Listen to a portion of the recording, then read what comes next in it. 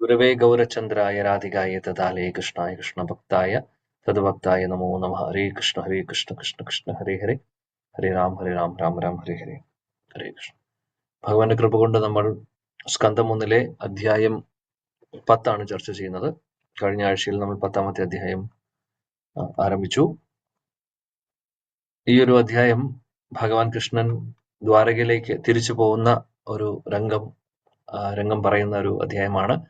ആദ്യത്തെ 6 ശ്ലോകങ്ങൾ നമ്മൾ കഴിഞ്ഞ ആഴ്ചയിൽ പഠിച്ചിരുന്നു. യുധിഷ്ഠിര മഹാരാജാവിന്റെ രാജ്യം എങ്ങനെയാണ് എന്നുള്ളത്. അതായത് അദ്ദേഹം രാജഋഷിയാണ്, പരിശുദ്ധ ഭക്തനാണ്. അദ്ദേഹം ഭരിക്കുന്ന സമയത്ത് അവിടെ രാജ്യത്ത് എല്ലാം ആവശ്യത്തിനേക്കാൾ കൂടുതൽ സുലഭമായിരുന്നു. എല്ലാവിധ ഐശ്വര്യങ്ങളും ഉണ്ടായിരുന്നു. എല്ലാം കൊണ്ടും എല്ലാ ആളുകളും, അതായത് പ്രജകളെല്ലാവരും, മനുഷ്യരും മൃഗങ്ങളും മരങ്ങളും ചെടികളും ഭൂമിയും എല്ലാവരും ഒരുപാട് സന്തോഷം ഉള്ള സമയമാണ് അവർക്ക്. കാര്യം ആവശ്യത്തിനേക്കാൾ കൂടുതൽ എല്ലാം അവിടെ സുലഭമായിട്ട് കിട്ടുന്നു. അതാണ് നമ്മൾ അവസാനം പറഞ്ഞത്. അവിടെയുള്ള പ്രജകളെല്ലാം ഒരുപാട് സന്തോഷം ഉണ്ട്. അവർക്ക് സന്തോഷമേ ഉള്ളൂ. ഒരു തരത്തിലുള്ള ഒരു ആദിയും വ്യാധിയും അതേപോലെ തന്നെ ക്ലേശങ്ങളും അവർ അനുഭവിക്കുന്നില്ല. ആദിദൈവിക ക്ലേശം, ആദിഭൗതിക ക്ലേശം, ആധ്യാത്മിക ക്ലേശം ഇതൊന്നും അനുഭവിക്കുന്നില്ല. എല്ലാവരും സന്തോഷമായിട്ട് ഇരിക്കുന്ന ഒരു അവസ്ഥയാണ് നമ്മൾ കണ്ടത്. ഇനി 7ാമത്തെ ശ്ലോകം മുതൽ എന്താണെന്ന് നമുക്ക് നോക്കാം. 7ാമത്തെ ശ്ലോകം. ഉഷിത്വാ ഹാസ്തിനാപൂരേ മാസാൻ കതിപയാൻ ഹരിഹി സുഹൃദം ച വിശോകായ സ്വസുശ്ച പ്രിയ കാമ്യയ.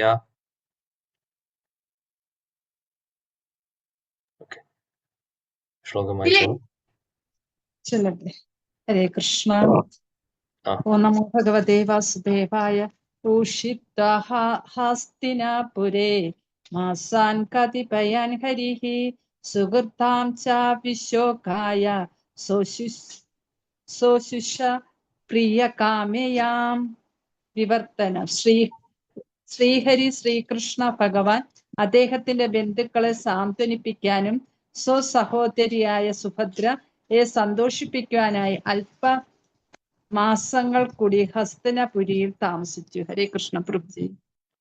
ശ്രീഹരി ഭഗവാൻ കൃഷ്ണൻ ഹസ്തിനാപുരത്തിൽ കുറച്ചു മാസം കൂടെ താമസിക്കുന്നു.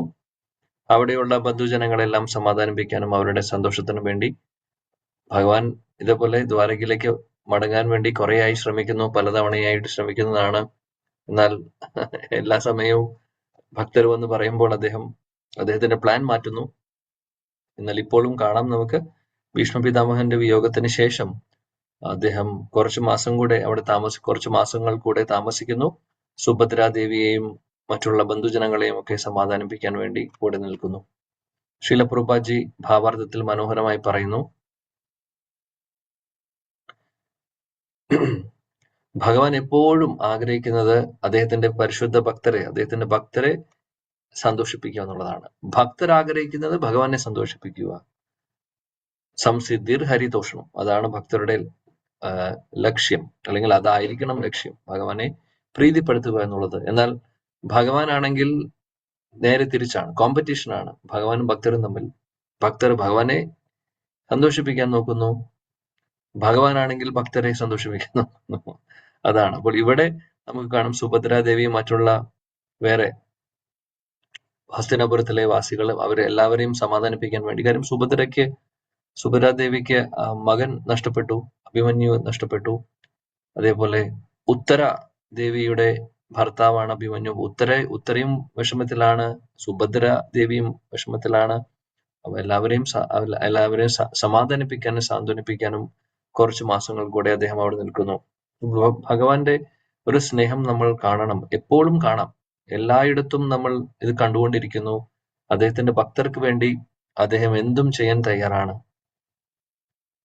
പിന്നീട് പറയുന്നു പ്രഭുപാദ് ഒരു കാര്യം കൂടെ ഇവിടെ പറയുന്നു, അദ്ദേഹത്തിന്റെ ഭക്തർക്ക് മാത്രമേ ലീലയിൽ ഭഗവാന്റെ ബന്ധുവായിട്ട് വരാൻ സാധിക്കുകയുള്ളൂ. അങ്ങനെ ആർക്കെങ്കിലും ഭഗവാന്റെ ലീലയിൽ പങ്കെടുക്കാനൊന്നും സാധിക്കില്ല. നമ്മൾ ആരും വിചാരിക്കേണ്ട ആവശ്യമില്ല. അങ്ങനെ സംഭവിക്കുകയില്ല. എല്ലാം വളരെ പ്ലാൻഡ് ആണ്. അപ്രതീക്ഷിതമായിട്ടൊന്നും നടക്കുന്നില്ല. എല്ലാം അതിനുള്ള ക്വാളിഫിക്കേഷൻ, അതിനുള്ള യോഗ്യത ഉള്ളവർക്ക് മാത്രമാണ് ഭഗവാന്റെ ലീലയിൽ പങ്കെടുക്കാൻ സാധിക്കുന്നത്. പ്രത്യേകിച്ചും അദ്ദേഹത്തിന്റെ ബന്ധുജനങ്ങളായി, അദ്ദേഹത്തിന്റെ സ്വന്തം ആളുകളായി നമ്മൾ കാണുന്നവരെല്ലാവരും തന്നെ, പാണ്ഡവരാവട്ടെ, യാദവരാവട്ടെ, എല്ലാവരും തന്നെ ഭഗവാന്റെ പ്രിയപ്പെട്ട ഭക്തരാണ്. അതുകൊണ്ടാണ് അങ്ങനെ ഒരു അവസരം അവർക്ക് കിട്ടുന്നത്. ചില ഭക്തരൊക്കെ ഒരുപാട് തപസ്യകൾ ജന്മജന്മാന്തരങ്ങൾ ചെയ്തിട്ട് കിട്ടുന്ന ഒരു ചാൻസ് ആണ് അവർക്ക്. ഇനി ചില സമയങ്ങളിൽ ദേവതമാര് സ്വർഗലോകങ്ങളിൽ നിന്ന് ഭഗവാന്റെ ലീലയിൽ പങ്കെടുക്കാൻ വേണ്ടി വരുന്നു. ഭഗവാന്റെ ആഗ്രഹപ്രകാരം ഭഗവാൻ പറയുന്നതനുസരിച്ച് അവർ ചെയ്യുന്നു. കുറച്ചുപേര് നിത്യസിദ്ധരായിട്ടുള്ളവർ ഭഗവാന്റെ അടുത്ത് നിന്ന്, ഭഗവാന്റെ കൂടെ തന്നെ ആത്മീയ ലോകത്തിൽ നിന്ന് ഇങ്ങോട്ട് വരുന്നു. അങ്ങനെ നോക്കുകയാണെങ്കിൽ പല ആളുകളും ഉണ്ടാവും. അതായത് സാധന സിദ്ധരുണ്ടാവും, നിത്യസിദ്ധരുണ്ടാവും, അതേപോലെ ദേവതമാരും ഉണ്ടാവും. ഭഗവാന്റെ വളരെ ക്ലോസ് ഗ്രൂപ്പിൽ ഇവരൊക്കെ ഉണ്ടാവും.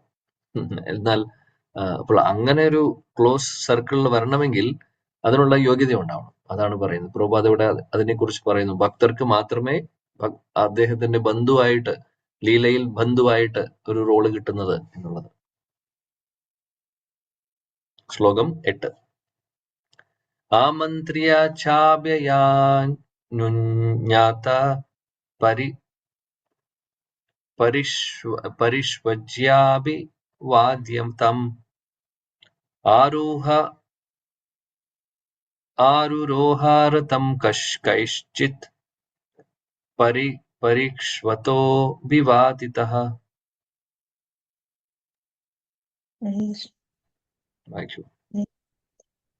ഓം നമോ ഭഗവതേ വാസുദേവായ. ആമന്ത്ര്യാച്ഛാഭ്യനുജ്ഞാത പരിഷജ്യാഭിവാദ്യതം ആരിരോഹാരഥം കൈചിത് പരിഷക്തോഭിവാദിത. ഹരേ കൃഷ്ണ. വിവർത്തനം. ശ്രീല പ്രഭാതി കി ജയ്. അനന്തരം ഭഗവാൻ മഹാരാജാവ് യുധിഷ്ഠിരനോട് പ്രയാണം ആരംഭിക്കാനുള്ള അനുമതി ആവശ്യപ്പെട്ടപ്പോൾ രാജാവ് അനുമതി നൽകുകയും ഭഗവാൻ യുധിഷ്ഠിരന്റെ പാദം തൊട്ടു വണങ്ങി ആദരവ് പ്രകടിപ്പിക്കുകയും രാജാവ് അവിടുത്തെ ആശ്ലേഷിക്കുകയും ചെയ്തു. ഇതിനുശേഷം ഭഗവാൻ മറ്റുള്ളവരാൽ ആലിംഗനം ചെയ്യപ്പെട്ട് അവരുടെ പ്രണാമങ്ങൾ സ്വീകരിച്ചതിന് ശേഷം രഥത്തിൽ കയറി. ഹരേ കൃഷ്ണ പ്രഭുജി. ഹരേ കൃഷ്ണ. കഴിഞ്ഞ ശ്ലോകത്തിൽ പറഞ്ഞു ഭഗവാൻ കുറച്ച് മാസം കൂടെ താമസിച്ചു എന്നുള്ളത്. അപ്പോൾ ആ മാസങ്ങൾ കഴിഞ്ഞു. ഇപ്പോൾ ഭഗവാൻ ശരിക്കും പോകാൻ പോകുന്നു, ദ്വാരകയിലേക്ക് മടങ്ങുന്നു. ആ ഒരു സീനാണ് ഇപ്പോൾ ഇവിടെ പറയുന്നത്. അങ്ങനെ ഭഗവാൻ തീരുമാനമെടുക്കുന്നു. യുധിഷ്ഠിര മഹാരാജാവിനോട് ആദ്യം യുധിഷ്ഠിര മഹാരാജാവിന് മുമ്പിൽ അദ്ദേഹം കുമ്പിടുന്നു, അദ്ദേഹം നമസ്കരിക്കുന്നു. അങ്ങനെ യുധിഷ്ഠിര മഹാരാജാവ് അപ്പോൾ കൃഷ്ണനെ ആലിംഗനം ചെയ്യുന്നു. ഒന്ന് നോക്കൂ, യുധിഷ്ഠിര മഹാരാജാവിന്റെ മുമ്പിൽ ഭഗവാൻ ആ വിനയം, ആ ബഹുമാനം കാണിക്കുന്നത്. അദ്ദേഹം ഒരു പ്രായം കൊണ്ട് മുതിർന്നതാണ്. ആ ഒരു ബഹുമാനം ഭഗവാൻ എപ്പോഴും കൊടുക്കുന്നുണ്ട്. ജ്യേഷ്ഠനെ പോലെയാണ് യുധിഷ്ഠിര മഹാരാജാവ്. അതേപോലെ അപ്പോൾ യുധിഷ്ഠിര മഹാരാജാവാണെങ്കിൽ കൃഷ്ണനെ കാണുന്നത് അർജുനനെ പോലെ, സ്വന്തം അനുജനെ പോലെ. അപ്പോൾ അങ്ങനെയാണ്. അപ്പോൾ കൃഷ്ണൻ യുധിഷ്ഠിര മഹാരാജാവിന് മുമ്പിൽ നമസ്കരിക്കുന്നു. യുധിഷ്ഠിര മഹാരാജാവ് തിരിച്ച് ആലിംഗനം ചെയ്യുന്നു. അതാണ് അതിന്റെ ഒരു രീതി. പ്രായം അനുസരിച്ച് നമ്മൾ ബഹുമാനം കൊടുക്കുന്ന, അല്ലെങ്കിൽ ബഹുമാനം നമ്മൾ എക്സ്റ്റേണലി കാണിക്കുന്നതിന്റെ രീതികൾ വ്യത്യാസമുണ്ട്. മനസ്സിൽ എപ്പോഴും എല്ലാവരോടും ബഹുമാനം വേണം, എന്നാൽ അത് പ്രകടിപ്പിക്കുന്ന രീതികൾക്ക് വ്യത്യാസമുണ്ട്. മുതിർന്നവരുടെ മുമ്പിൽ നമ്മൾ നമസ്കരിക്കുന്നു, സമപ്രായക്കാരുടെ അല്ലെങ്കിൽ കൂട്ടുകാരെ പോലുള്ളവരുമായിട്ട് ആലിംഗനം ചെയ്യുന്നു, താഴെയുള്ളവരെ അനുഗ്രഹിക്കുക. അപ്പോൾ ഇതാണ് പറയുന്നത്. അങ്ങനെ താഴെ പ്രായം കുറവുള്ളവരെ അവർക്ക് വേണ്ടി അവരെ അനുഗ്രഹിക്കണം എന്ന് പറയുന്നു. ഇതൊക്കെയാണ് രീതികൾ. ഇവിടെ കാണുന്നു, കൃഷ്ണൻ യുധിഷ്ഠിര മഹാരാജാവിനെ ബഹുമാനിക്കുന്നു, യുധിഷ്ഠിര മഹാരാജാവ് ആലിംഗനം ചെയ്യുന്നു. അതിനുശേഷം കൃഷ്ണൻ രഥത്തിലേക്ക് കയറുന്നു. ശ്രീല പ്രഭുപാദ് പറയുന്നു, ശ്രീല പ്രഭുപാദിനെ കുറിച്ച് പറയുന്നു, യുധിഷ്ഠിര മഹാരാജാവ് ആലിംഗനം ചെയ്യുന്നത് സ്വന്തം അനുജനെ പോലെ കൃഷ്ണനെ കണ്ടുകൊണ്ടാണ് ചെയ്യുന്നത്. എന്നാലും യുധിഷ്ഠിര മഹാരാജന് അറിയാഞ്ഞിട്ടല്ല ഇത് പരമദൈവത്വം പുരുഷനാണ് എന്നുള്ളത്. എന്നിട്ടും അദ്ദേഹം അനുജനെ പോലെ കാണുന്നു. അതാണ് ഐശ്വര്യഭാവം. ഐശ്വര്യം അദ്ദേഹത്തിന് അറിയാം. അതായത് ഐശ്വര്യഭാവം ഉണ്ട്. അതായത് ഐശ്വര്യഭാവം എന്ന് പറഞ്ഞു കഴിഞ്ഞാൽ കൃഷ്ണൻ പരമദൈവത്വം പുരുഷനാണെന്ന് അദ്ദേഹത്തിന് അറിയാം. അറിയാഞ്ഞിട്ടല്ല, കൂട്ടത്തിൽ, എന്നാൽ വാത്സല്യഭാവം കൂടെ ഉണ്ട് കൂട്ടത്തിൽ. അതാണ് കാര്യം. അനുജൻ എന്നുള്ള ഒരു ഫീലിങ്സ്, ആ ഒരു ഫീലും അദ്ദേഹത്തിനുണ്ട്. അപ്പോൾ ആ ഒരു ഫീലാണ് ഇപ്പോൾ അദ്ദേഹം കാണിക്കുന്നത്. കാര്യം എന്താണെന്ന് വെച്ചാൽ അദ്ദേഹത്തിന്റെ ഉള്ളിലുള്ള ഭാവം പുറത്തോട്ട് വരുവാണ് ചെയ്യുന്നത്. പ്രഭുപാദ് പറയുന്ന ഒരു കാര്യം കൂടെ, പ്രധാനപ്പെട്ട കാര്യം പറയുന്നു. ഭഗവാൻ ഇഷ്ടപ്പെടുന്നത് ഒരു ഭക്തൻ, അതായത് ഭഗവാനായിട്ട് കാണാതെ സുഹൃത്തായിട്ടോ അല്ലെങ്കിൽ ഒരു അനുജനായിട്ടോ അല്ലെങ്കിൽ അങ്ങനെ ഏത് ഭാവത്തിലാണെങ്കിലും, അതായത് വാത്സല്യഭാവമാവട്ടെ സഖ്യഭാവമാവട്ടെ, അങ്ങനെ കാണുമ്പോഴാണ് ഭഗവാൻ കൂടുതൽ ഇഷ്ടം എന്നുള്ളത്. അതാണ് ഭഗവാൻ ഇഷ്ടപ്പെടുന്നത്. കൂടുതൽ ഐശ്വര്യഭാവത്തോട്. ഇത് കൃഷ്ണന്റെ മൂഡാണ് പറയുന്നത്. ഭഗവാൻ കൃഷ്ണന്റെ ഒരു ഭാവം അദ്ദേഹം ആഗ്രഹിക്കുന്നതാണ് പറയുന്നത്. കൃഷ്ണൻ വിഷ്ണുവിന്റെ മൂഡ് വ്യത്യാസമുണ്ട്, നമുക്കറിയാം. വൈകുണ്ഠ ലോകങ്ങളിൽ ഭക്തര് ഭഗവാൻ വിഷ്ണുവിനെ, നാരായണനെ എങ്ങനെ സേവനം ചെയ്യുന്നു എന്നുള്ളത്, അതായത് അദ്ദേഹത്തെ വളരെ ഐശ്വര്യ ഭാവത്തോടു കൂടിയിട്ടാണ് എല്ലാവരും സേവിക്കുന്നത്. അവിടെ കൂടുതലും ദാസ്യഭാവമാണ് ഉള്ളത്. എന്നാൽ വാത്സല്യഭാവവും മാധുര്യഭാവവും സഖ്യഭാവവും അവിടെ കാണില്ല. സഖ്യഭാവം ഇവിടെയുള്ള വൃന്ദാവനത്തിലുള്ള അല്ലെങ്കിൽ കൃഷ്ണലീലയിലുള്ള കൃഷ്ണന്റെ ലോകത്തുള്ള പോലെ ഉള്ള ഒരു ഭാവങ്ങളെ അവിടെ കാണില്ല. നമ്മളിപ്പോൾ പറയുന്ന ഭഗവാൻ കൃഷ്ണൻ ആഗ്രഹിക്കുന്നത് എന്താണെന്നുള്ളതാണ്. അദ്ദേഹത്തെ ഭഗവാനായി കാണാൻ ആഗ്രഹിക്കുന്നില്ല. അദ്ദേഹം ആഗ്രഹിക്കുന്നത് വാത്സല്യഭാവത്തിൽ ആരെങ്കിലും എന്നെ മകനായി കാണുന്നുണ്ടോ, സന്തോഷമാണ്. സുഹൃത്തായിട്ട് ആരെങ്കിലും കാണുന്നുണ്ടോ, ഒരുപാട് സന്തോഷമാണ്. ഇനി ഗോപികമാരെ പോലെ മാധുര്യഭാവത്തിൽ കാണുന്നുണ്ടോ, സന്തോഷമാണ്. അതാണ് ഭഗവാൻ ആഗ്രഹിക്കുന്നത്. ചൈതന്യ ചരിതാമൃതത്തിൽ ഇത് വളരെ ക്ലിയർ ആയിട്ട് പറയുന്നുണ്ട്. ഐശ്വര്യ ജാനേത്തെ സഭേ ജഗത് മിശ്രിത ഐശ്വര്യ ശീതീല പ്രേമി നാഹി മോര പ്രീത. ഐശ്വര്യ ജാനേത്തെ സഭ ജഗത് മിശ്രിത. അദ്ദേഹം പറയുന്നു, ലോകത്തെല്ലായിടത്തും, ലോകം മുഴുവനും അല്ലെങ്കിൽ ബ്രഹ്മാണ്ടം മുഴുവനും എല്ലാവരും എന്നെ ഐശ്വര്യഭാവത്തിലാണ് കാണുന്നത്. ഐശ്വര്യഭാവത്തിലാണ് കാണുന്നത്. എന്നാൽ ഐശ്വര്യ ശീതീല പ്രേമേ നാഹി മോര പ്രീത. എന്നാൽ ഈ ഒരു ഐശ്വര്യഭാവത്തിലുള്ള അവരുടെ ഡീലിങ്സ് അതെന്നെ കൂടുതൽ സംതൃപ്തിപ്പെടുത്തുന്നില്ല. അതെന്നെ ശീതീല പ്രേമേ നാഹി മോര പ്രീത, അതെന്നെ പ്രീതിപ്പെടുത്തുന്നില്ല എന്ന് പറയുന്നത്. ഐശ്വര്യഭാവം കൃഷ്ണന്റെ ഒരു ഭാവമാണ് ഇവിടെ പറയുന്നത്. അദ്ദേഹം പറയുന്നു, പിന്നെ ചൈതന്യ ചരിതാമൃതത്തിൽ ശില കൃഷ്ണദാസ് കവിരാജ് ഗോസ്വാമി ഇതെല്ലാം പറയുന്നു. ഭഗവാൻ ആഗ്രഹിക്കുന്ന കാര്യം പറയുന്നതാണ്. ആക്ച്വലി ഭഗവാൻ ചിന്തിക്കുന്ന കാര്യം പറയുകയാണ്. ഐശ്വര്യ ജാനിത്തെ സഭേ ജഗത് മിശ്രിത ഐശ്വര്യ ശീതീല പ്രേമ നാഹി മോര പ്രീത. ആമാരെ ഈശ്വര മാനെ ആപ്പാനാക്കെ ഹീൻ താരപ്രേമേ വശ അമി നാഹ ഐ അധീൻ. അദ്ദേഹം പറയുന്നു, ആമാരെ ഈശ്വരമാനെ ആപ്പാനാക്കെ ഹീൻ. ആരാണോ എന്നെ ഈശ്വരനായിട്ട് കാണുന്നത്, ചില ആളുകൾ ഭഗവാനായിട്ട് കാണുന്നു. ചില ആളുകൾ എന്നാൽ അദ്ദേഹത്തെ ഭഗവാനായിട്ട് കാണുന്നതിന് പകരം അദ്ദേഹത്തെക്കാൾ താഴെ, അതായത് നമ്മുടെ പൊസിഷനേക്കാൾ താഴെ കാണുന്നു. അതായത് അനിയനായിട്ടോ സഹോദരനായിട്ടോ സുഹൃത്തായിട്ടോ, അങ്ങനെ സബോർഡിനേറ്റ് ആയിട്ട്. അദ്ദേഹത്തെക്കാൾ ഭഗവാനെ വലിയ ആളായിട്ടല്ല കാണുന്നത്, നമ്മളെക്കാൾ ചെറുതായിട്ട് കാണുന്നു. താരപ്രേമേ വശ അമി നാഹ ഐ അധീൻ. അങ്ങനെയുള്ള ആളുകൾ, അങ്ങനെ എന്നെ കാണുന്നവര് അവരുടെ അധീനതയിലായി പോവും ഞാൻ, അല്ലെങ്കിൽ അഹം ഭക്ത പരാധീനായി പോവും. അതിന്റെ അർത്ഥം എന്താണെന്ന് വെച്ചാൽ, അതിന്റെ അർത്ഥം നമ്മൾ ഇത് ശരിയായിട്ട് മനസ്സിലാക്കണം, അല്ലെങ്കിൽ തെറ്റിദ്ധരിക്കാനുള്ള സാധ്യതയുണ്ട്. കാര്യം നമുക്ക് നാളെ മുതൽ എന്നാ ശരി, ഞാൻ ഭഗവാനെ സുഹൃത്തായിട്ട് കാണാം, അല്ലെങ്കിൽ എന്നേക്കാൾ താഴെയുള്ള, അങ്ങനെ നമ്മുടെ ലെവൽ അല്ല ഇത്.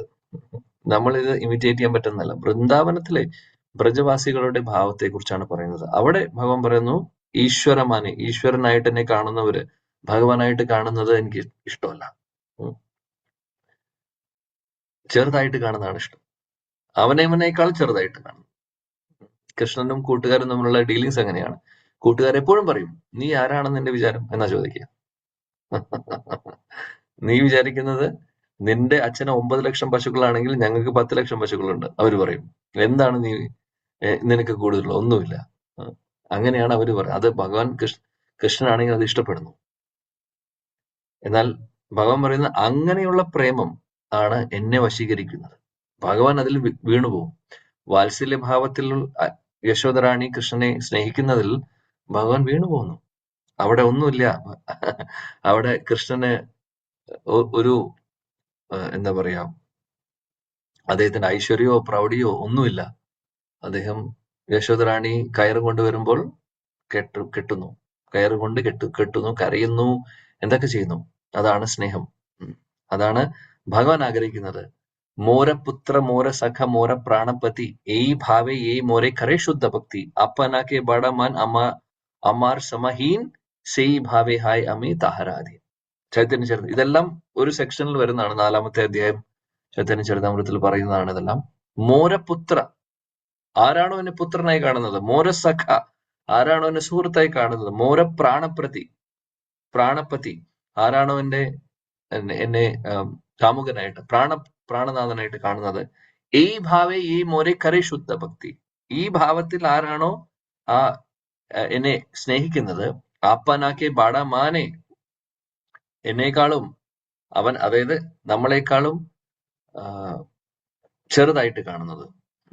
അമാര സമാഹീൻ, നമ്മളെക്കാൾ വലിയ ആളായിട്ടല്ല ഭഗവാനെ കാണുന്നത്. അമാര സമാഹീൻ, അതായത് ഭഗവാനും നമ്മളും സെയിം ലെവൽ. സെയ് ഭാവേ ഹ അമി താരാധി, അങ്ങനെയുള്ള ആളുകളുടെ മുമ്പിൽ ഞാൻ അധീനനാവുന്നു, ഞാൻ കീഴ്പ്പെടുന്നു എന്നാ പറയുന്നത്. എന്നാലും ഇതൊക്കെ വൃന്ദാവനത്തിലെ ബ്രജവാസികളുടെ ഭാവങ്ങളാണ്. ഒരു ദിവസം ഇവിടേക്കാണ് നമ്മൾ എത്തേണ്ടത്. എന്നാൽ അവിടേക്ക് ചാടാൻ പറ്റില്ല. ആ ഒരു പൊസിഷൻ നമുക്ക് ഒരിക്കലും കിട്ടാൻ പോകുന്നില്ല. ഇപ്പോൾ നമ്മൾ ഇത് ഇമിറ്റേറ്റ് ചെയ്യാൻ നോക്കിക്കഴിഞ്ഞാൽ അത് വലിയൊരു അപരാധമാവുകയും ചെയ്യും. എന്നാൽ ഭഗവാൻ ആഗ്രഹിക്കുന്നതാണ് പറയുന്നത്. വൃന്ദാവനത്തിലെ ഭാവത്തെ കുറിച്ചാണ് പറയുന്നത്. ഇപ്പോൾ നമ്മൾ ഐശ്വര്യഭാവത്തിൽ തന്നെയാണ് നമ്മൾ ഭഗവാനെ ആരാധിക്കേണ്ടത്. കാര്യം വൈദ്യസാധന ഭക്തിയാണ് നമ്മൾ ചെയ്തുകൊണ്ടിരിക്കുന്നത്. ആ രാഗഭക്തി നമ്മുടെ ഹൃദയത്തിൽ വന്നിട്ടില്ല. രാഗഭക്തി എപ്പോൾ വരുന്നോ ആ സമയത്ത് ഈ ഒരു ഭാവങ്ങളൊക്കെ നാച്ചുറൽ ആയിട്ട് വരും.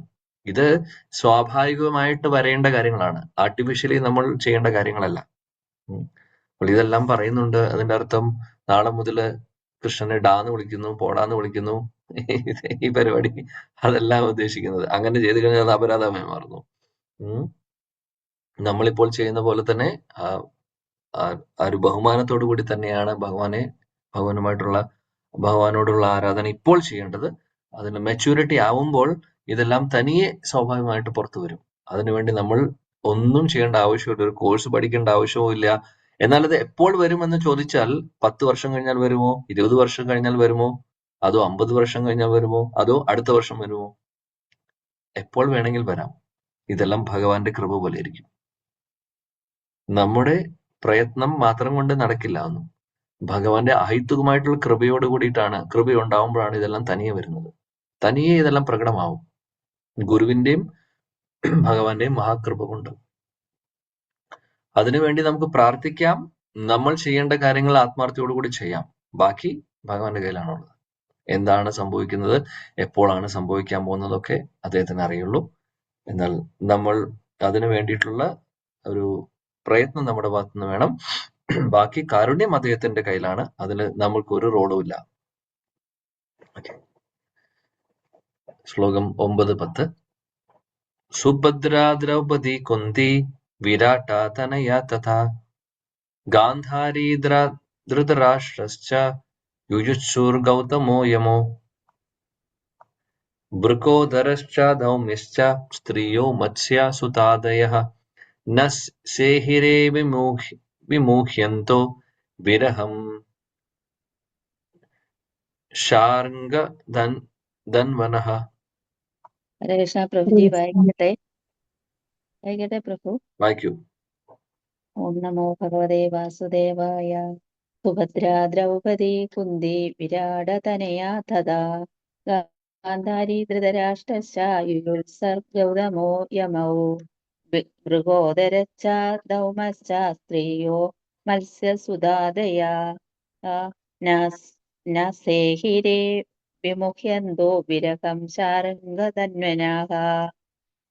വിവർത്തനം. ശ്രീല പ്രഭുപാദർക്ക് ജയ്.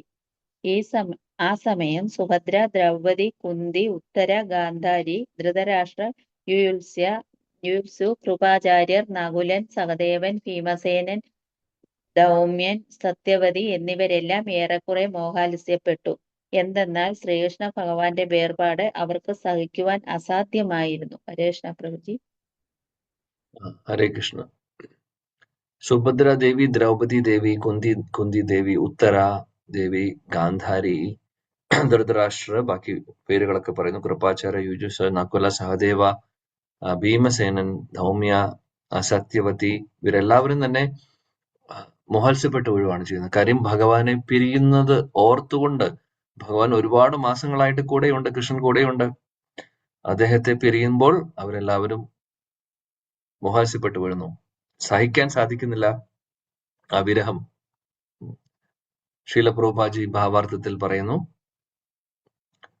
ഭഗവാൻ കൃഷ്ണന്റെ പരിശുദ്ധ ഭക്തർക്ക് ഒരിക്കലും കൃഷ്ണനെ പിരിഞ്ഞിരിക്കാൻ സാധിക്കില്ല. അവർക്ക് ആ ഭഗവാനെ പിരിഞ്ഞിരിക്കുന്നത് യുഗായുധം നിമിഷേന ചക്ഷുഷ പ്രാവർഷ്യായുധം ശൂന്യായുധം ജഗത്സർവം ഗോവിന്ദ വിരഹേണമേ. അതായത് ഒരു നിമിഷം യുഗം പോലെ തോന്നുന്നു. അത്രമാത്രം വിരഹത്തിൽ അവർക്ക് ആ ഒരു സഹിക്കാൻ പറ്റില്ല. എന്നാലും ഈ വിരഹത്തിനകത്തും ഒരു അതീന്ദ്രിയ തലത്തിലുള്ള സുഖമുണ്ട്, ആനന്ദമുണ്ട്. അത് നമുക്കറിയില്ല. വിരഹത്തിൽ എന്താണ് സുഖം എന്ന് ചോദിച്ചു കഴിഞ്ഞാൽ അത് ആ ഒരു ഭാവം അനുഭവിക്കുന്നവർക്കേ മനസ്സിലാവുകയുള്ളൂ. നമുക്ക് ഇമിറ്റേറ്റ് ചെയ്യാൻ പറ്റുന്ന കാര്യങ്ങളേ അല്ല ഇതൊന്നും. എങ്ങനെയാണ് ഈ വിരഹവേദന, എന്താണ് വിരഹവേദനയല്ല, വിരഹത്തിന്റെ സുഖം അല്ലെങ്കിൽ വിരഹം, വിപ്രലംബ ഭാവം എന്താണെന്ന് നമുക്ക് അറിയ പോലുമില്ല. ആകെ തിയററ്റിക്കലി നമ്മൾ വായിക്കുന്നു, പഠിക്കുന്നു, അത്രയേ ഉള്ളൂ. ഒരു വ്യക്തിയോട് സ്നേഹം ഉണ്ടെങ്കിൽ അല്ലെങ്കിൽ ആ വ്യക്തിയുമായിട്ട് ഒരുപാട് നമ്മൾ ഇടപഴകി അത്രമാത്രം സ്നേഹബന്ധം ഉള്ളപ്പോഴാണ് അദ്ദേഹം ഇല്ലാതെ വരുമ്പോൾ, അദ്ദേഹത്തെ കാണാതെ വരുമ്പോൾ ഉള്ളിലൊരു വിരഹവേദന ഉണ്ടാവുന്നത്. നമ്മളെ സംബന്ധിച്ച് കാലാകാലങ്ങളായിട്ട് ജന്മജന്മാന്തരങ്ങളായി ഇന്ദ്രിയ സുഖങ്ങളുടെ പുറകിൽ ഓടി ഓടി ഭഗവാനെ മറന്നിരിക്കുന്ന നമ്മൾ ആ ഭഗവാനോടുള്ള സ്നേഹം ഇതുവരെ ഡെവലപ്പ് ആയിട്ടില്ല. ഭഗവാനോടുള്ള സ്നേഹം വന്നിട്ടില്ല. സ്നേഹം ഉണ്ടായാലല്ലേ നമുക്ക് അദ്ദേഹത്തെ കാണാതാവുമ്പോൾ അല്ലെങ്കിൽ അദ്ദേഹത്തിന്റെ പ്രസൻസ് നമുക്ക് ഫീൽ ചെയ്യാതാവുമ്പോൾ നമുക്ക് വേദന ഉണ്ടാവുന്നത്, വിരഹം ഉണ്ടാവുന്നത്. ഇല്ലെങ്കിൽ എങ്ങനെയാണ് ഉണ്ടാവുന്നത്? ശരിക്കും പറയുകയാണെങ്കിൽ നമ്മുടെ ഉള്ളിൽ തോന്നാത്തത് കാരണം സിമ്പിൾ ആണ്, ആ സ്നേഹബന്ധം ഇതുവരെ വന്നിട്ടില്ല. നമുക്ക് അതിനേക്കാൾ കൂടുതൽ ഒരുപക്ഷെ വിരഹം തോന്നുന്നത് ഇപ്പൊ നമ്മുടെ വീട്ടിൽ ഒരാൾ മരിക്കുന്നു, അല്ലെങ്കിൽ എന്തെങ്കിലും സംഭവിക്കുന്നു, അല്ലെങ്കിൽ ഒരു സുഹൃത്ത് ഒരുപാട് ദിവസം നമ്മുടെ കൂടെ നിന്ന് പോകുമ്പോൾ ഒരു വിരഹം തോന്നുന്നു.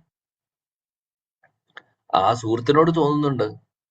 അപ്പോൾ എന്നാൽ ഭഗവാനുമായിട്ടുള്ള ഡീലിങ്സിൽ അങ്ങനെ ഒരു ഫീലിംഗേ ഇല്ല. അതിന്റെ അർത്ഥം ഭഗവാൻ ശരിക്കും പറയുകയാണെങ്കിൽ നമ്മുടെ ഹൃദയത്തിൽ എവിടെയോ ചെറുതായിട്ടുണ്ട്, അത്രയേ ഉള്ളൂ, കാര്യമായിട്ടില്ല. ഒന്നും അഹങ്കരിക്കാൻ നമ്മുടെ കയ്യിൽ ഒന്നുമില്ല ഇപ്പോഴും. ഇവിടെ നോക്കൂ, ഇവർക്ക് സഹിക്കാൻ സാധിക്കുന്നില്ല. ഭഗവാൻ കൃഷ്ണൻ പിരിയുന്നത് ഓർക്കുമ്പോൾ തന്നെ അവര് മോത്സ്യപ്പെട്ടു വീഴുന്നു.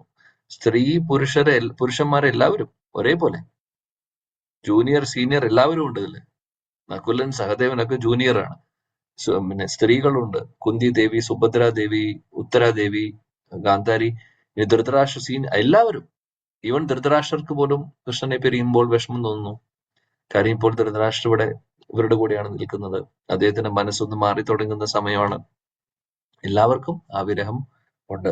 പ്രഭുപാദി ഭാവാർത്ഥത്തിൽ അതാ പറയുന്നത്, ഭക്തർക്ക് പിരിഞ്ഞിരിക്കാൻ സാധിക്കില്ല, ഒരു നിമിഷം പോലും അവർക്ക് മാറിയിരിക്കാൻ സാധിക്കില്ല. അല്ലെങ്കിൽ മാറിയിരിക്കാൻ സാധിക്കില്ല എന്ന് പറഞ്ഞ് ഭഗവാന്റെ ചിന്തകളോ അല്ലെങ്കിൽ ഭഗവാന്റെ സേവനങ്ങളോ ചെയ്യാതെ അവര് വെറുതെ ഇരിക്കാൻ അവർക്ക് സാധിക്കില്ല. ആ ഒരു ഭാവം അവരുടെ ഉള്ളിൽ എപ്പോഴും ഉണ്ട്, ആ വിരഹഭാവം, വിപ്രലംബ ഭാവം. പ്രഭുപാദി അതിനെക്കുറിച്ച് ഇവിടെ കുറച്ച് പറയുന്നു. വിപ്രലംബ ഭാവത്തെ കുറിച്ച് വൃന്ദാവനത്തിലെ ബ്രജവാസികളുടെ വിരഹത്തെ കുറിച്ചാണ് പറയുന്നത്. കൃഷ്ണൻ വൃന്ദാവനം വിട്ട് മധുരയിലേക്ക് പോകുമ്പോൾ അവിടെ സംഭവിക്കുന്ന കാര്യങ്ങൾ നമുക്ക് ചിന്തിക്കാൻ പോലും പറ്റാത്ത, അല്ലെങ്കിൽ നമ്മുടെ ചിന്തയ്ക്ക് അപ്പുറത്തുള്ള കാര്യങ്ങളാണ്. കൂട്ടുകാർക്ക് വിശ്വസിക്കാൻ പറ്റുന്നില്ല കൃഷ്ണൻ പോവുകയാണെന്നുള്ളത്. അവര് ഭ്രാന്ത് വന്ന ആളുകളെ പോലെ അങ്ങോട്ടും ഇങ്ങോട്ടും സംസാരിക്കുന്നു. കൂടെ തന്നെ ഉണ്ട് എന്നുള്ളൊരു വിശ്വാസമാണ്. കൃഷ്ണൻ പോകുന്നില്ല, പോയിട്ടേ ഇല്ല, കൂടെയുണ്ട്, സംസാരിക്കുന്നു, കൃഷ്ണനോട് സംസാരിക്കുന്നു, അവിടെ ആരും ഇല്ലെങ്കിലും സംസാരിക്കുന്നു, കളിക്കുന്നു. അതാണ് അവരുടെ ഭാവനയിൽ കൃഷ്ണൻ അവിടെ ഉണ്ട്. ഗോപികമാരുടെ വിരഹത്തെ കുറിച്ച് പറയാൻ ഒരു യോഗ്യത പോലും നമുക്കില്ല. വക്രൂരൻ കൊണ്ടുപോകുന്ന സമയത്ത് രഥത്തിന്റെ മുമ്പിൽ എല്ലാവരും നിരന്ന് കിടക്കുന്നു. കൊണ്ടുപോകണമെങ്കിൽ ഞങ്ങളുടെ മുകളിലൂടെ, കൃഷ്ണനെ ഇവിടുന്ന് കൊണ്ടുപോവാണെങ്കിൽ ഞങ്ങളുടെ മുകളിലൂടെ രഥം കയറ്റി ഇറക്കി കൊണ്ടുപോകുള്ളൂ, ഞങ്ങൾക്ക് ജീവിച്ചിരിക്കണ്ട എന്നാണ് അവർ പറയുന്നത്. രാധാറാണിയുടെ വിപ്രലംബ സ്നേഹത്തെക്കുറിച്ച് പിന്നെ പറയാനൊന്നും ഒരു അധികാരവും നമുക്കില്ല. രാധാറാണി എത്രമാത്രം ആ ഒരു വേദന സഹിച്ചു എന്നുള്ളത് പ്രഭുപാദ് അതിനെക്കുറിച്ച് ചെറുതായിട്ട് ഇവിടെ പറയുന്നു. പിന്നീട് കുരുക്ഷേത്രത്തിൽ കണ്ടപ്പോൾ ഒരു സൂര്യഗ്രഹണത്തിന്റെ ഒരു ദിവസം അവർ കാണുന്നുണ്ട്. ദ്വാരകയിൽ നിന്ന് കൃഷ്ണനും രാജ്ഞിമാരും വരുന്നു, വൃന്ദാവനത്തിൽ നിന്ന് ബ്രജവാസികൾ അങ്ങോട്ട് പോകുന്നു, അവിടെ തമ്മിലൊരു കൂടിക്കാഴ്ചയുണ്ട്. ഇതെല്ലാം ചൈതന്യ ചരിതാമൃതത്തിൽ പറയുന്നുണ്ട്, ഈ ഒരു സെക്ഷൻ എല്ലാം മനോഹരമായിട്ട്. എന്താണെങ്കിലും ഈ വിപ്രലംബ ഭാവം നമുക്ക് അനുഭവിക്കാനുള്ള യോഗ്യതയായിട്ടില്ല. എന്നാൽ ഇതാണ് പരിശുദ്ധ ഭക്തരുടെ ഭാവം. നമുക്ക് നോക്കിക്കഴിഞ്ഞു കഴിഞ്ഞാൽ ഈവൻ ഗോസ്വാമിമാരാണെങ്കിലും അവരുടെ ലീലയിൽ നമുക്ക് കാണാം, അവരും ചോദിക്കുന്നു കൃഷ്ണനോട്, കൃഷ്ണനെയും രാധാറാണിയെയും സഖിമാരെയും അന്വേഷിച്ച് ഓടി നടക്കുവാണ് വൃന്ദാവനത്തിൽ. രാധാകുണ്ഡതടേ കളിന്ദ തനയാ തീരേ ച വംശീവടേ പ്രേമോന്മാദവശാദശേഷദശയാ ഗ്രസ്തോ പ്രമത്തൗ സദാ ഗായന്തോ ച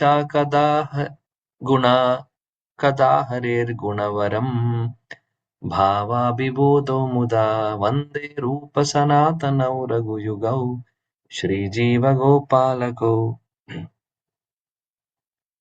ഹേ രാധേ വ്രജ ദേവികേ ച ലളിതേ ഹേ നന്ദസൂനോ കുതഃ.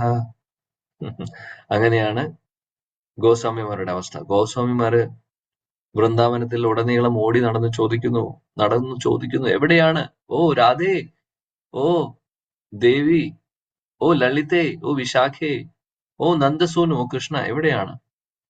ശ്രീ ഗോവർദ്ധന കൽപ്പപാദപതലേ കാളിന്തി വനികുത.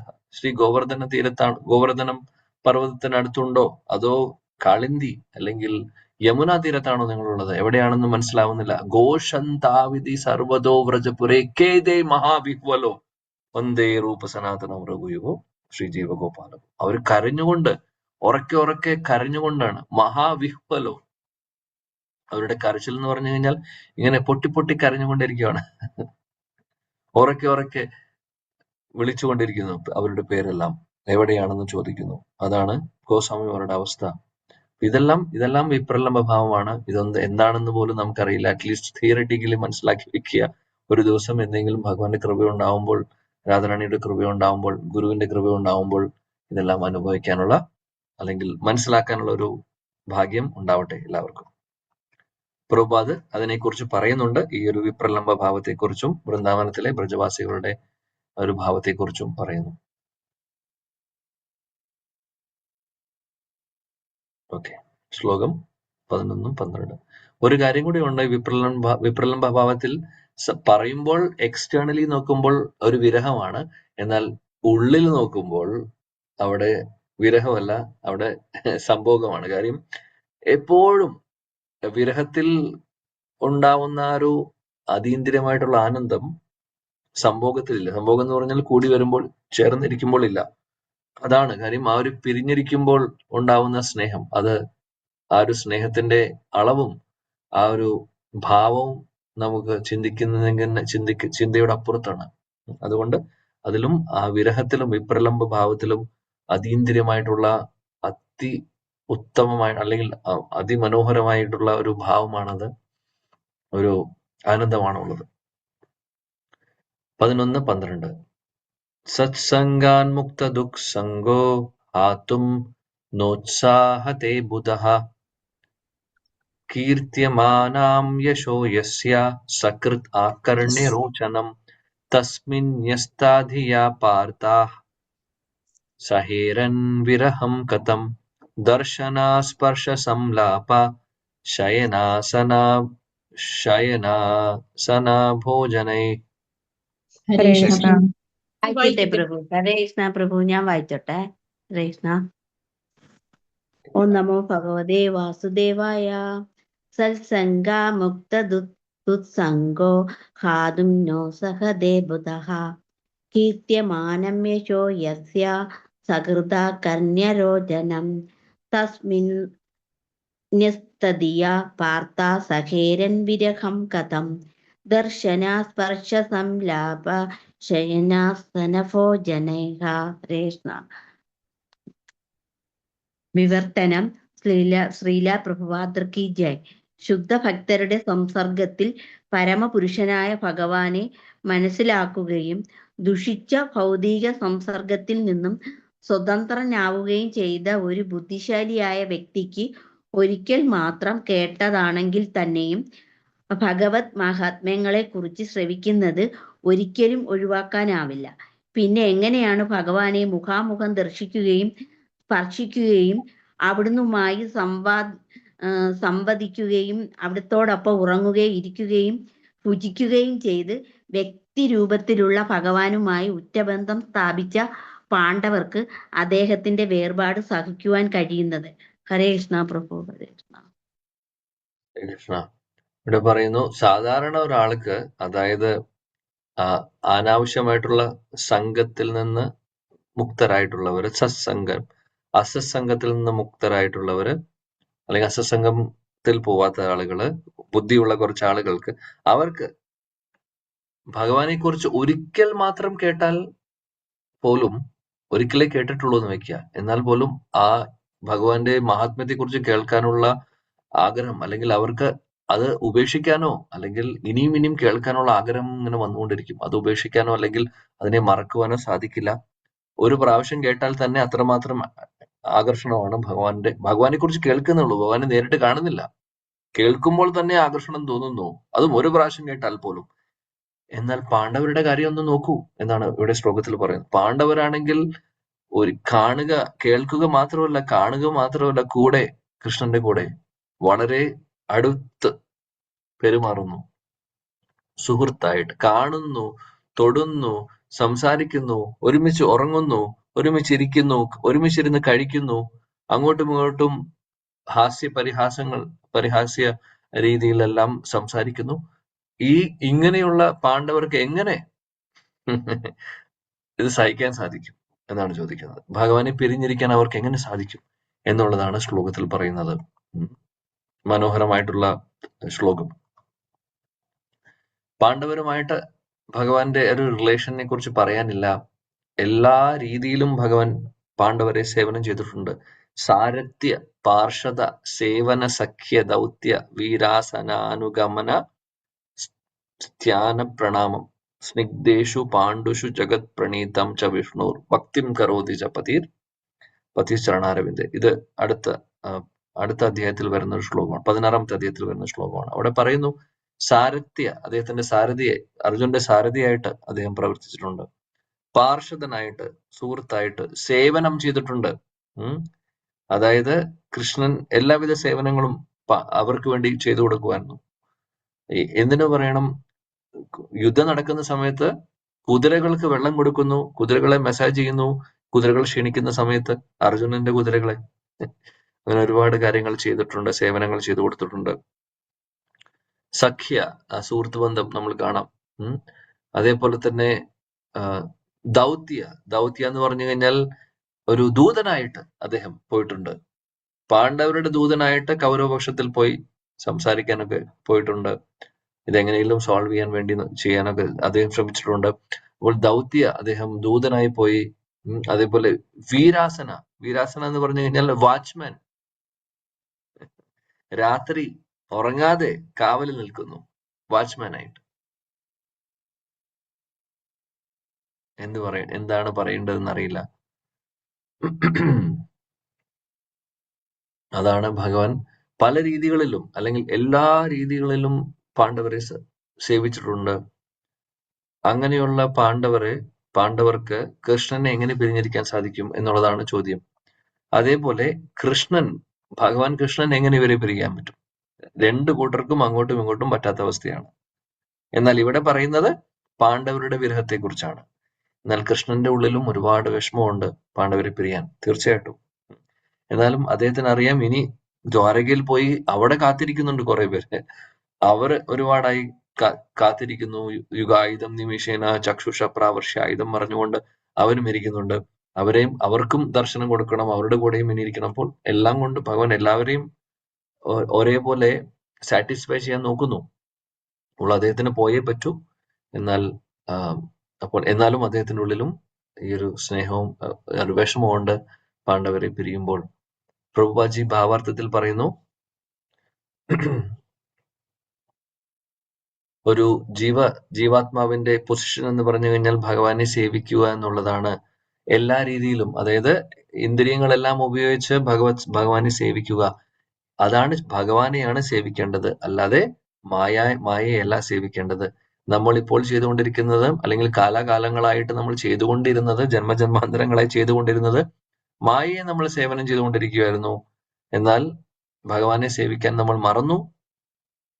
അങ്ങനെ ഭഗവാനെ മറന്നുകൊണ്ട്, അതുകൊണ്ടാണ് ഉള്ളിൽ ഒരു സ്നേഹവും അല്ലെങ്കിൽ ഒരു ഫീലിങ്സും ഒന്നും ഇല്ലാത്തത്.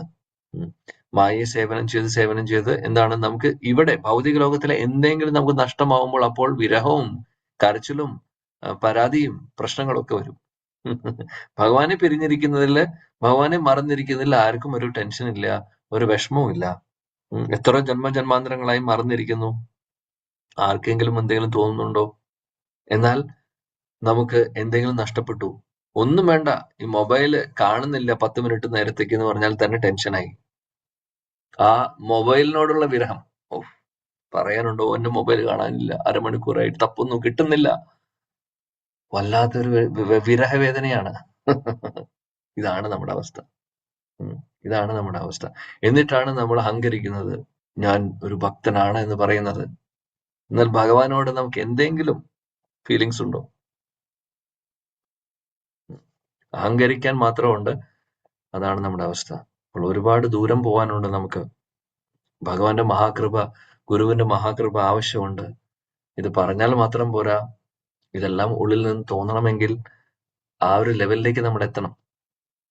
ഇപ്പോൾ നമുക്ക് വിരഹവും വേദനയും ബുദ്ധിമുട്ടും വിഷമമൊക്കെ തോന്നുന്നത് ഭൗതികമായിട്ടുള്ള സാധനങ്ങളോടും ഇന്ദ്രിയ വസ്തുക്കളുമായിട്ടുള്ള, അത് കിട്ടാതെ വരുമ്പോഴുള്ള ദേഷ്യവും വിഷമവും സങ്കടമൊക്കെയാണ് ഉള്ളൂ.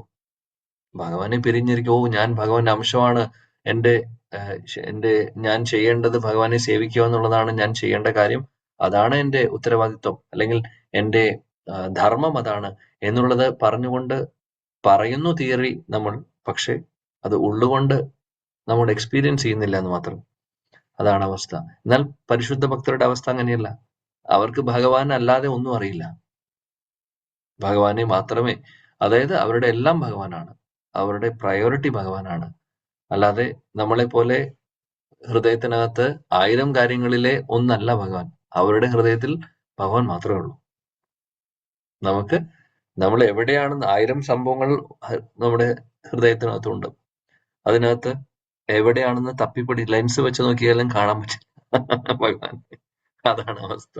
എന്താ പറയാ എന്നറിയില്ല.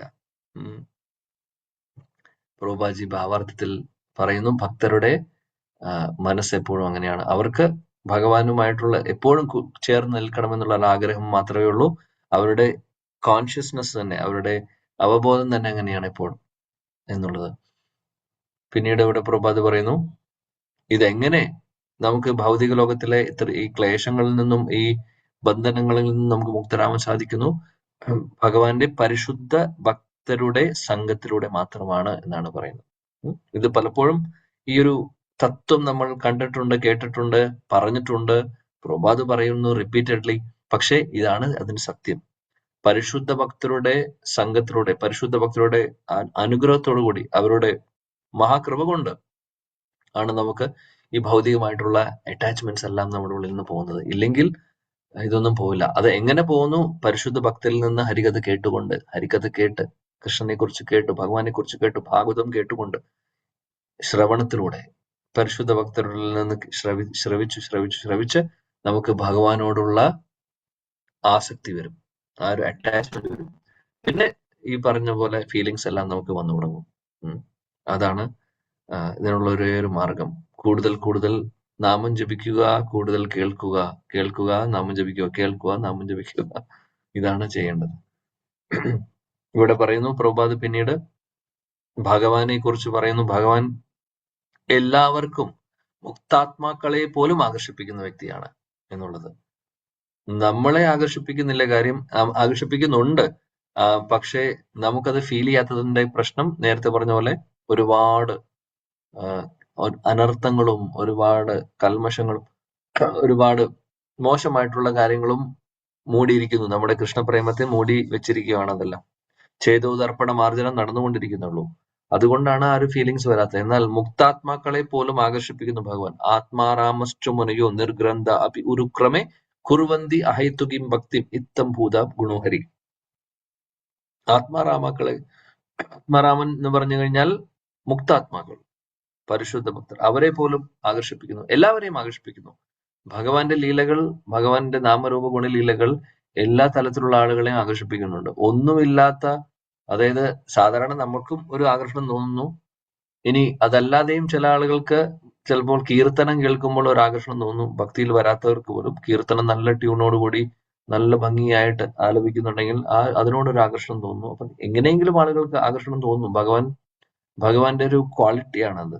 അതായത് അദ്ദേഹം പരമസത്യമായതുകൊണ്ട് അദ്ദേഹത്തിന്റെ നാമരൂപ ഗുണലീലകൾ, ഭഗവാന്റെ ലീലകൾ, ഭഗവാന്റെ ഈ വെണ്ണ കക്കുന്ന ലീലകളും വൃന്ദാവനത്തിലെ കുസൃതി കാണിക്കുന്ന ലീലകളൊക്കെ ആർക്കാണ് ഇഷ്ടപ്പെടാത്തത്? എത്ര കല്ലുള്ള ഹൃദയമുള്ള ഒരു വ്യക്തിയാണെങ്കിൽ പോലും ഹൃദയം അലിയുന്നുണ്ടാവില്ല. പക്ഷെ എന്നാലും അറ്റ്ലീസ്റ്റ് അത് കേൾക്കുമ്പോൾ ഒരു സന്തോഷം തോന്നുന്നു. കേൾക്കുമ്പോൾ അവർക്കൊരു ഉള്ളിലൊരു സന്തോഷം തോന്നുന്നു. അതാണ് ഭഗവാന്റെ ലീലകളുടെ എല്ലാം ആ ഒരു ശക്തി. അപ്പോൾ പിന്നെ ഭക്തരുടെ കാര്യം പറയേണ്ട ആവശ്യമില്ല. ഭക്തർ ആ ഒരു ഭഗവാന്റെ നാമരൂപ ഗുണലീലകളിൽ ഇങ്ങനെ മുങ്ങി കുളിച്ചുകൊണ്ടിരിക്കുകയാണ്. അവർ എപ്പോഴും ആഗ്രഹിക്കുന്നത് അത് മാത്രമാണ്. ഓക്കെ, ശ്ലോകം 13. സർവേ തേ നിമിഷേ രക്ഷേസ് തം അനുദ്രുത ചേതസഃ വിക്ഷന്താ സ്നേഹ സംബദ്ധ വിചേലുസ്തത്ര തത്രഃ.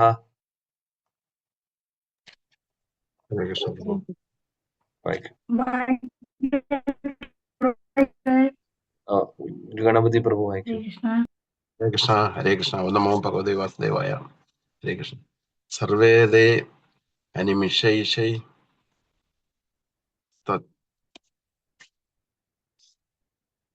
തമനുദ്രൂത ചേതസ വിശന്ത സ്നേഹ സംബന്ധ വിജയലുസ്തത്ര തത്രഃ. ഹരേ കൃഷ്ണ.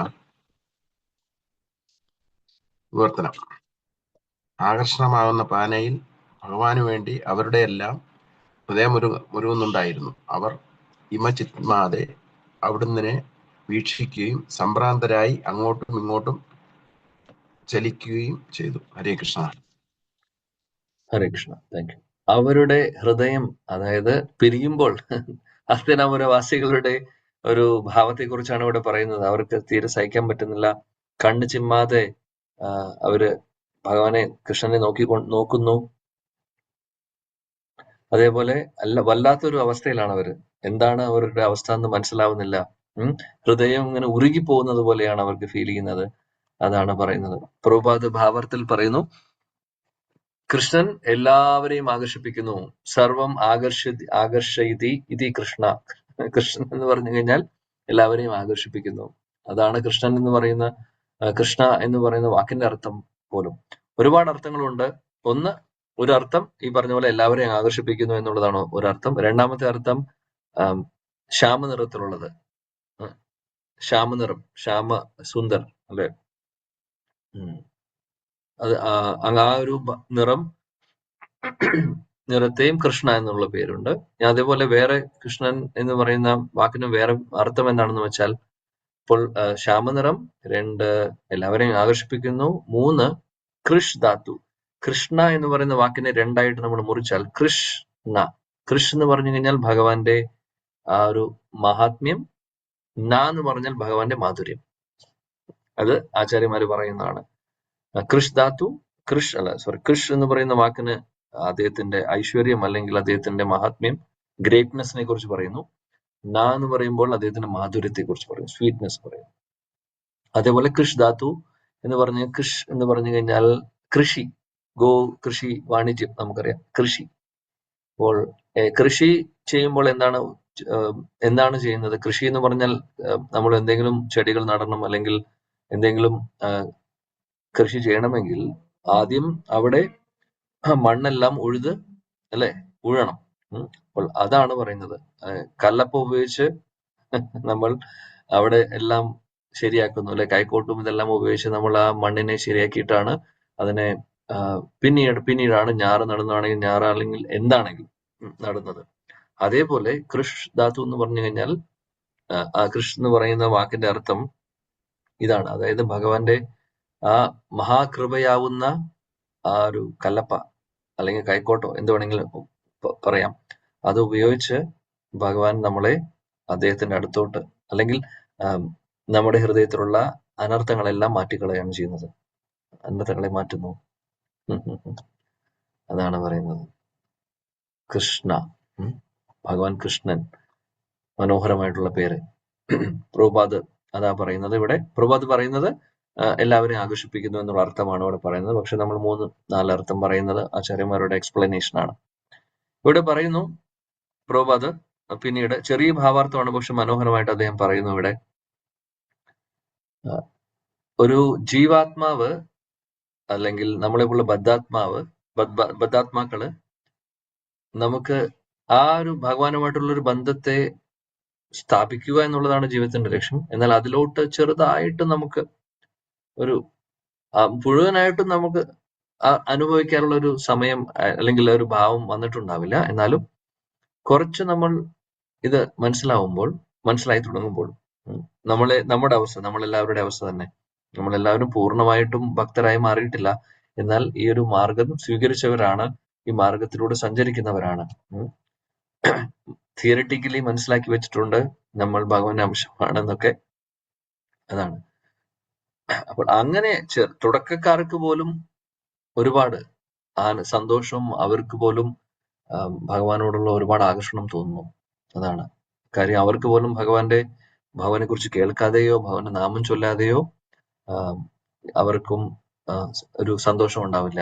എപ്പോഴും എങ്ങനെയെങ്കിലും ഭഗവാനുമായിട്ട് കണക്ട് ആയിട്ടിരിക്കുക എന്നുള്ളത്, നാമത്തിലൂടെയോ കീർത്തനത്തിലൂടെയോ ഒരു ശ്രീമൂർത്തി വിഗ്രഹാരാധനയിലൂടെയോ ഭാഗവത ശ്രവണത്തിലൂടെയോ എങ്ങനെയെങ്കിലും. അതാണ് ഭഗവാൻ എല്ലാവരെയും ആകർഷിപ്പിക്കുന്നു. എല്ലാ തരത്തിലുള്ള, നേരത്തെ പറഞ്ഞ പോലെ ആത്മാരാമാക്കളെയും മാത്രം അവരെയും മുക്താത്മാക്കളെയും ബദ്ധാത്മാക്കളെയും എല്ലാവരെയും ആകർഷിപ്പിക്കുന്നു. അതാണ് ഭഗവാന്റെ അതിമനോഹരമായിട്ടുള്ള ആ ഒരു ശക്തി, ഭംഗി, സൗന്ദര്യം. സൗന്ദര്യാമൃത സിന്ധു ഭംഗലലന ചിത്താദ്രി സംപ്ലാവക കരുണാനന്ദി സനർമ്മ രമ്യ വചന കോട്ടീന്ദു ശീതാംഗക സൗരഭ്യാമൃത സംപ്ലവാവർജഗത് പീയൂഷ രമ്യാധര ശ്രീ ഗോപേന്ദ്ര സുതാസ കർഷതി ബലാത് പഞ്ചേന്ദ്രിയാണ്യാലിമേ. ഭഗവാന്റെ ആ രൂപം, ആ സൗന്ദര്യം നമ്മളെ കണ്ണുകൾക്ക് ഒരുപാട് ആകർഷണമാണ്. അദ്ദേഹത്തിന്റെ മധുരമായിട്ടുള്ള സംസാരം, അദ്ദേഹം സംസാരിക്കുന്നതും ഒരുപാട് ചെവികളെ ഒരുപാട് ആകർഷിപ്പിക്കുന്നു. ഭഗവാന്റെ ശബ്ദം, ഭഗവാൻ സംസാരിക്കുമ്പോഴുള്ള ശബ്ദം മാത്രമല്ല, മുരളി വേണുനാദവും ഒരുപാട് നമ്മൾ ആകർഷിപ്പിക്കുന്നു.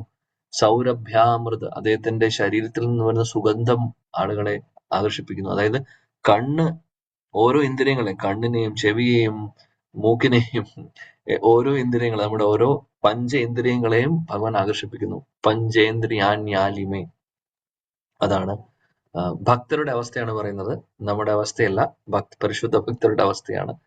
ഗോപികമാരും അല്ലെങ്കിൽ ബ്രജവാസികളുടെയും ഒരു അവസ്ഥയാണത്. എല്ലാ ഇന്ദ്രിയങ്ങളും ആകർഷിപ്പിച്ചുകൊണ്ടിരിക്കുകയാണ് ഭഗവാൻ. അവർക്ക് നമ്മളെ സംബന്ധിച്ച് നമ്മളെ ആകർഷിപ്പിക്കുന്നത് ഈ ലോകത്തിലുള്ള മറ്റുള്ള കാര്യങ്ങളാണ്. സൗന്ദര്യമുള്ള ഒരു പുരുഷനോ സ്ത്രീയോ മുന്നോട്ട് പോയി കഴിഞ്ഞാൽ ഓട്ടോമാറ്റിക്കലി ഒരു ആകർഷണം തോന്നും. ഇത് നാച്ചുറലായിട്ട് നമുക്ക് തോന്നുന്നുണ്ടാവും. അതേപോലെ നല്ല പാട്ട് കേട്ട് കഴിഞ്ഞാൽ, അത് ഭക്തിപരമായിട്ടുള്ള പാട്ടോ നല്ല മ്യൂസിക് കേട്ട് കഴിഞ്ഞാൽ ആകർഷണം തോന്നും ഓട്ടോമാറ്റിക്കലി. നല്ല ഒരു വാസന, സ്മെല്ല് നമുക്ക് കിട്ടിക്കഴിഞ്ഞാൽ അവിടേക്കും പോകുന്നു. രുചിയുള്ള ഭക്ഷണം കഴിക്കുമ്പോൾ അവിടേക്ക് പോകുന്നു. നമ്മുടെ ഇന്ദ്രിയങ്ങളെല്ലാം ഇവിടെയുള്ള സാധനങ്ങളുമായിട്ടാണ് ആകർഷണം. എന്നാൽ വ്രജവാസികളുടെ അവസ്ഥ അതല്ല. അവർക്ക് വേറെ ഒന്നും അറിയില്ല. എല്ലാം ഭഗവാനാണ്. അവരുടെ ഓരോ ഇന്ദ്രിയങ്ങളും, ഒന്നാമത് അവരുടെ ഇന്ദ്രിയങ്ങൾ അതീന്ദ്രിയ ഇന്ദ്രിയങ്ങളാണ്. നമ്മളെ പോലുള്ള സാധാരണ ഭൗതിക തലത്തിലുള്ള ഭൗതികമായിട്ടുള്ള ഈ 24 അല്ലെങ്കിൽ പഞ്ചഭൂതങ്ങളും ഉണ്ടാക്കിയിട്ടുള്ള ഇന്ദ്രിയങ്ങളല്ല. അവരുടെ അതീന്ദ്രിയമായിട്ടുള്ള ഇന്ദ്രിയം. അതെല്ലാം ഭഗവാനെ മാത്രം, ഭഗവാന്റെ ഓരോ ഭഗവാന്റെ ഭാവം, ഭഗവാന്റെ രൂപം, ഭഗവാന്റെ നാദം, ഭഗവാന്റെ സംസാരം, എല്ലാത്തിനോടും, അല്ലെങ്കിൽ ഭഗവാൻ ചെയ്യുന്നതിനോട്, ഭഗവാനെ കാണുമ്പോൾ, ഭഗവാനെ കുറിച്ച് കേൾക്കുമ്പോൾ എല്ലാം ആ ഇന്ദ്രിയങ്ങൾ മുഴുവനും അദ്ദേഹത്തിനെ ചുറ്റിപ്പറ്റി ഇങ്ങനെ ഇരിക്കുന്നു. നമ്മളാണെങ്കിൽ മറ്റുള്ള കാര്യങ്ങൾ ചുറ്റിപ്പറ്റിയിരിക്കുന്നു. അതാണ് വ്യത്യാസം. ഓക്കെ, സമയമായെന്ന് തോന്നുന്നു. 14, 13 ശ്ലോകം വരെ നമ്മൾ പഠിച്ചു. ഒരു ശ്ലോകം കൂടെ ഈ ഒരു സെക്ഷനിൽ വരുന്നു. ഓക്കെ, നമുക്കത് നാളെ പഠിക്കാം. श्रील प्रभुपाद की जय, ग्रंथराज श्रीमद् भागवतम की जय, समवेद गौर भक्तवृंद की जय, गौड़ीय गुरु वृंद की जय, सचिनंदन श्री गौर हरि की जय, श्रील गुरुदेव की जय, श्री वृंदावन धाम की जय. जय जय श्री राधे श्याम, जय जय श्री राधे श्याम, जय जय श्री राधे श्याम. Thank you. हरे कृष्ण. ഹരേ കൃഷ്ണ. എല്ലാവരും വരിക, പ്രവചിക്കട്ടെ. അതൊരു 2 പ്രാവശ്യം ഹരേ കൃഷ്ണ മഹാമന്ത്രം പറഞ്ഞ് വൈൻഡപ്പ് ചെയ്യാം. ഹരേ കൃഷ്ണ ഹരേ കൃഷ്ണ കൃഷ്ണ കൃഷ്ണ ഹരേ ഹരേ ഹരേ രാമ രാമ രാമ ഹരേ ഹരേ ഹരേ കൃഷ്ണ ഹരേ കൃഷ്ണ കൃഷ്ണ കൃഷ്ണ ഹരേ ഹരേ ഹരേ ഹരേ രാമ ഹരേ രാമ രാമ രാമ രാമ ഹരേ ഹരേ